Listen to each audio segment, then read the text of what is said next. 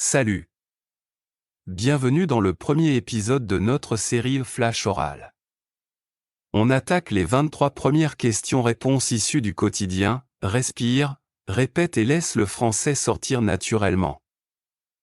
Salut, tu peux te présenter un peu plus en détail? Je m'appelle Elodie, j'ai 23 ans et je viens d'une petite ville toute proche de Lyon, dans le centre-est de la France. En ce moment je prépare une licence d'informatique parce que je suis fasciné par les sites web interactifs et les applications qui facilitent la vie quotidienne.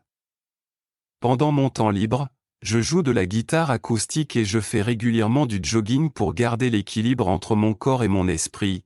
Tu fais quoi exactement ces temps-ci? Tu bosses ou t'étudies? J'étudie la biologie cellulaire à l'université de Strasbourg et je viens de terminer un stage sur les micro-organismes marins qui m'a beaucoup appris. Pour financer mes études, je travaille comme serveuse dans un petit café 2 soirs par semaine, ce qui m'aide à améliorer mes compétences en communication. Entre les cours, le travail et les révisions, j'essaie de consacrer un peu de temps à la lecture scientifique pour rester à jour. Dis-moi, pourquoi tu as décidé d'apprendre le français au départ? Au lycée, j'ai découvert la littérature française et j'ai été touché par la poésie de Prévert, ce qui m'a donné envie de comprendre les textes dans la langue originale. Ensuite, j'ai réalisé que parler français ouvrirait des portes pour travailler un jour à Montréal ou à Bruxelles, des villes où la culture me plaît énormément.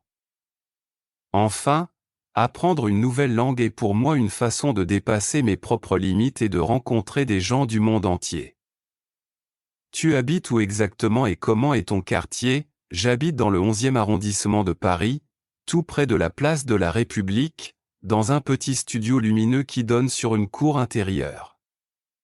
Le quartier est très vivant, on y trouve des cafés, des boulangeries artisanales et un marché bio 3 fois par semaine, ce qui rend la vie quotidienne agréable. Malgré l'agitation, il existe aussi des ruelles calmes où je peux lire tranquillement le dimanche matin. Parle-moi un peu de ta famille, vous êtes combien et vous faites quoi? Nous sommes 4 à la maison, mes parents, ma petite sœur Léa et moi, et chacun a un caractère assez différent, ce qui rend les repas animés. Mon père est infirmier de nuit, ma mère enseigne l'anglais au collège, et Léa, qui a 14 ans, joue dans l'équipe régionale de basket, donc nos horaires sont parfois compliqués à coordonner. Malgré tout, on essaie de dîner ensemble au moins 2 fois par semaine pour échanger sur nos journées et garder un lien fort. Tu as des animaux chez toi ou tu préfères rester sans? J'ai un chat gris qui s'appelle Mocha et qui a déjà 6 ans. Il passe la plupart de son temps à dormir sur le rebord de la fenêtre pour profiter du soleil. Le soir, quand je rentre, il devient très joueur et court après une petite balle en mousse que je lui ai achetée au marché. Avoir Mocha à la maison m'oblige à suivre une routine. Par exemple, rentrer avant 22 heures pour son repas, ce que je trouve rassurant. Comment tu te rends au travail chaque matin? C'est compliqué, je prends d'abord le bus numéro 42 jusqu'à la gare centrale, ce qui me laisse le temps d'écouter un podcast en français pour m'exercer à la compréhension orale. Ensuite, je prends la ligne A du métro pendant 3 stations avant de marcher 10 minutes jusqu'au laboratoire où je travaille.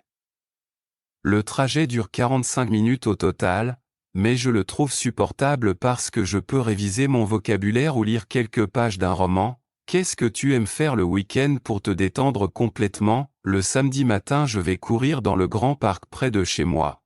Puis je m'offre un bon petit déjeuner au marché. Avec un croissant encore chaud et un jus d'orange frais. L'après-midi, je retrouve souvent mes amis dans un café-livre où l'on peut feuilleter des bandes dessinées tout en buvant un latte.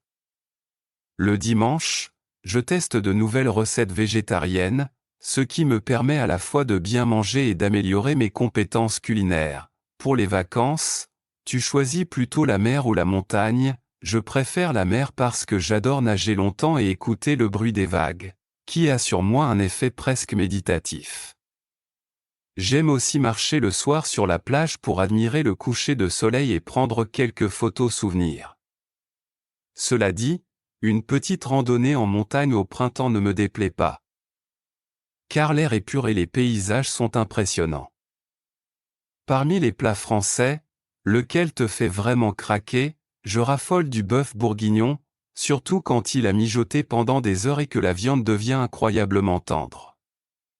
La sauce, faite avec du vin rouge, des carottes et des oignons, est si parfumée qu'on a envie de saucer l'assiette jusqu'à la dernière goutte.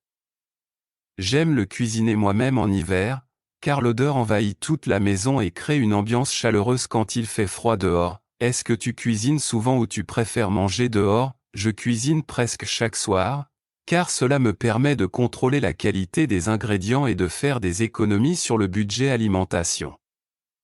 Généralement, je prépare des plats simples mais équilibrés, comme des penne aux légumes grillés ou une omelette aux herbes, que j'accompagne d'une salade verte.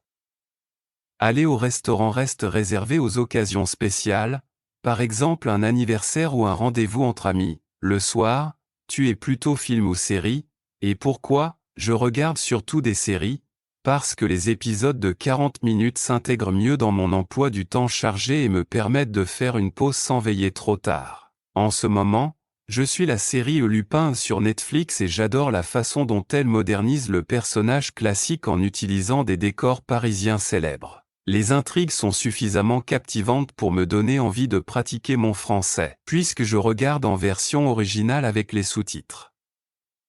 Quel sport tu pratiques régulièrement pour rester en forme?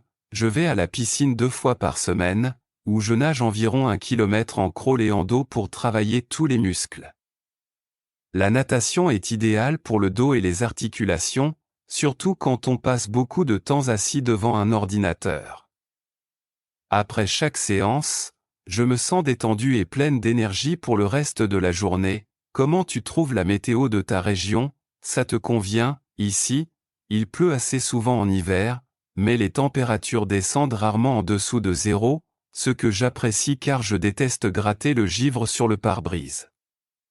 Au printemps, on profite de journées douces autour de 18 degrés et la ville se couvre de fleurs, ce qui met tout le monde de bonne humeur. L'été reste agréable, avec un maximum de 26 degrés la plupart du temps, donc on peut manger en terrasse sans souffrir de la chaleur. Tu joues d'un instrument de musique ou tu préfères écouter seulement? Je joue de la guitare depuis 5 ans et je prends encore des cours en ligne, ce qui me permet de progresser à mon rythme et de découvrir de nouveaux styles musicaux.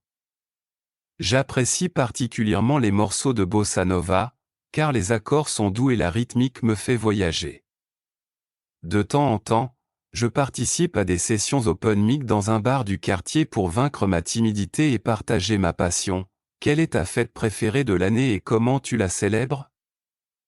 Noël reste pour moi la plus belle fête, parce qu'elle réunit toute la famille autour d'un grand repas où chacun apporte un plat traditionnel. Nous décorons le sapin ensemble en écoutant des chansons de Noël, puis nous échangeons des cadeaux préparés avec soin et souvent emballés dans du papier recyclé. L'ambiance est chaleureuse, les rires fusent et c'est le moment où je me sens le plus reconnaissante pour les gens que j'aime. Où tu fais les courses d'habitude, au supermarché ou au marché, pour les produits de base comme le riz et les pâtes, je vais au supermarché du coin, car les prix sont plus avantageux et je gagne du temps.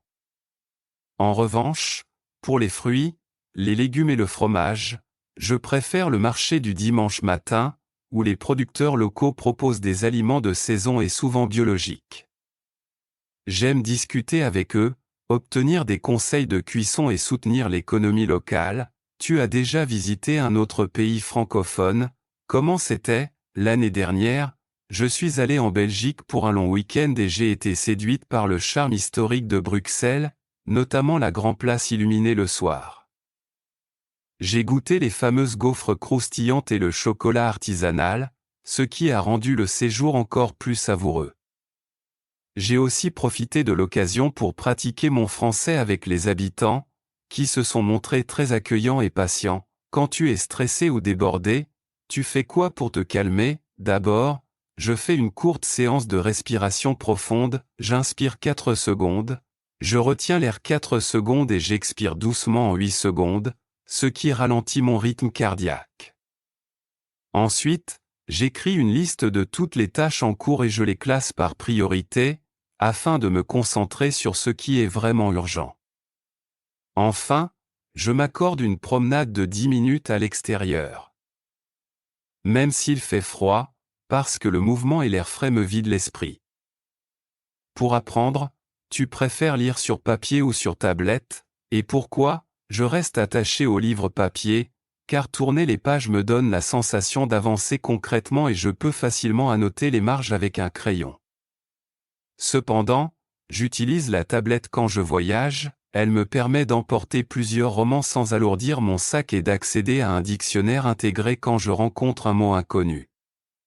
Finalement, j'alterne entre les deux supports selon la situation, ce qui me semble être le meilleur compromis. Tu vas souvent au restaurant ou tu préfères manger chez toi? Je sors au restaurant environ une fois par mois, surtout pour célébrer un anniversaire ou découvrir une nouvelle cuisine avec mes amis.